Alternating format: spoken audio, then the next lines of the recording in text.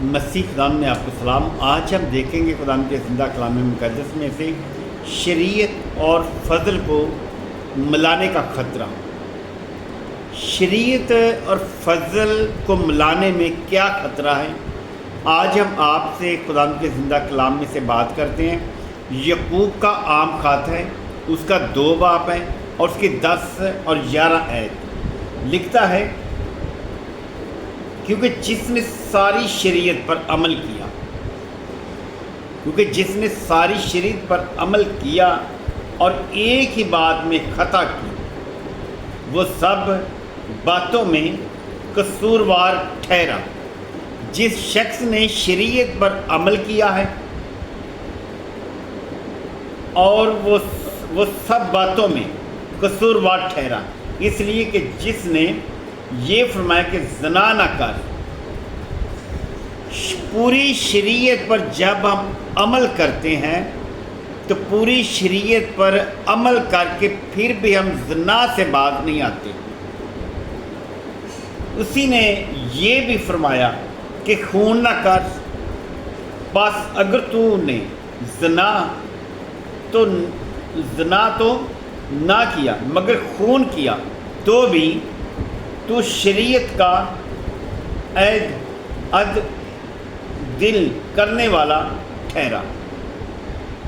اگر ہم پورے شریعت پر عمل کرتے ہیں تو ہم زنا بھی کرتے ہیں، خون بھی کرتے ہیں، چوری بھی کرتے ہیں، لالچ بھی کرتے ہیں، حسد بھی کرتے ہیں اور لوگوں کو فریب بھی دیتے ہیں، تو کیا فائدہ؟ شریعت اور فضل کو ملانے کا خطرہ کیا ہے؟ آپ دیکھتے ہیں۔ آئیں اب ہم شریعت اور فضل کو ملانے کے خطرے پر غور کریں۔ ہم غور کریں کہ شریعت کو فضل سے ملانے میں ہمیں کیا خطرہ ہے۔ اگر شریعت اور فضل میں تفاوت نہیں تو پھر کلام پاک کے مطابق نجات کا راستہ کون سا ہے؟ شریعت اور فضل میں تفاوت نہیں ہے تو شریعت اور فضل کے ملاپ سے نہیں ملتی، گویا کہ فضل تنہا کافی نہیں ہے۔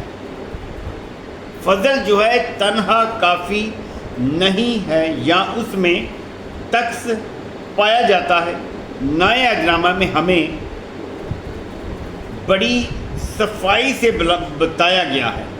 نئے عہد نامہ جو ہے شریعت کو نہیں بلکہ فضل کو بھی ظاہر کرتا ہے، فضل کے بارے میں ہمیں چلنے کے لیے بتاتا ہے۔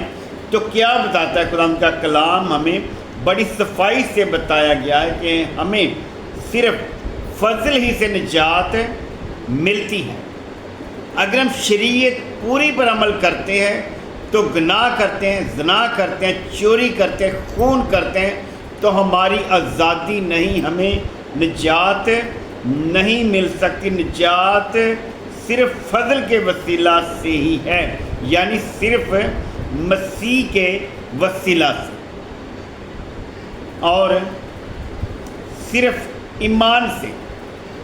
مسیح خداوند جو ہے وہ ایمان بھی ہے، وہ فضل بھی ہے، کیونکہ خداوند کا فضل جو مریم پر ہوا اور فضل نے مریم مقدس میں سے جنم لیا۔ جب ایمان آ چکا تو ہم شریعت کے متحد نہیں رہے۔ یہ یقیناً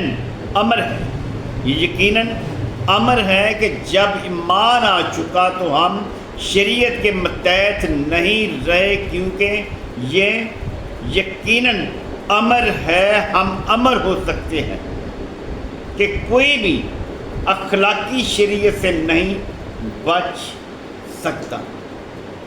کوئی بھی شخص اخلاقی شریعت سے بچ نہیں سکتا، کیونکہ وہ لازماً تقاضا کرتی ہے۔ شریعت جو اخلاقی شریعت یا لازمی تقاضا کرتی ہے کہ خدا تک رسوائی کی بنیاد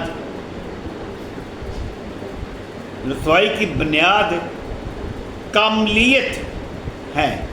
رسوائی کی جو بنیاد ہے وہ کاملیت ہے، یقیناً یعقوب رسول کے ان سخت الفاظ کا یہی مطلب ہے جو آپ کو ایت دی گئی ہے۔